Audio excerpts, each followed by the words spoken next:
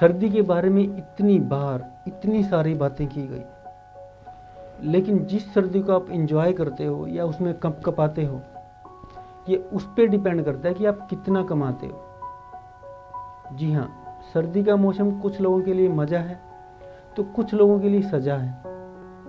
कुछ लोग विश करते हैं कि विंटर जल्दी आए, कुछ दुआ करते हैं कि ये जल्दी चली जाए। कुछ लोगों के लिए सरवाइव करना भी मुश्किल होता है तो कुछ रात को 1:30 बजे निकल कर भी आइसक्रीम खाते हैं।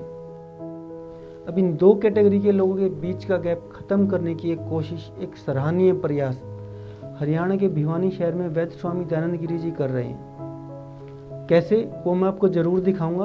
पहले एक कविता देखिए, उसके बाद मिलते हैं। फलाने साल का रिकॉर्ड तोड़ दिया है सर्दी ने अखबार में, मटकती हुई आ गई है सर्दी हरियाणा के आवाम में।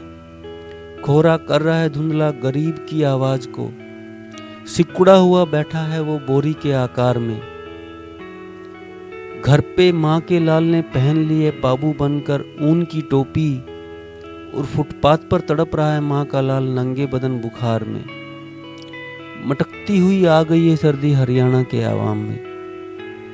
आसमान की एक मजबूरी है कि वो छाती को ढक नहीं सकता, ओस के रूप में रोता है देख उघड़े जिस्म बाजार में।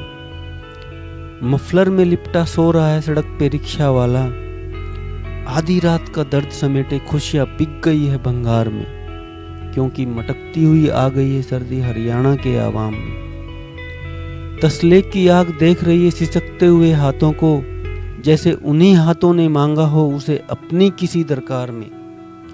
कोई मूंगफली में ढूंढ रहा है खुशियां अपने परिवार की, और कोई खा रहा है आइसक्रीम सर्दी के मल्हार में। मटकती हुई आ गई है सर्दी हरियाणा के आवाम में। कोई कर रहा है इंतजार जारा विंटर कलेक्शन सेल का, और कोई हो रहा है खुश पुराने कपड़ों के उपहार में। मटकती हुई आ गई है सर्दी हरियाणा के आवाम में। तो दिख जाए अगर कप कपाता बदन इस सर्दी के मौसम में, तो कर देना मदद उसकी इंसान के अवतार में। मटकती हुई आ गई है सर्दी हरियाणा के आवाम में।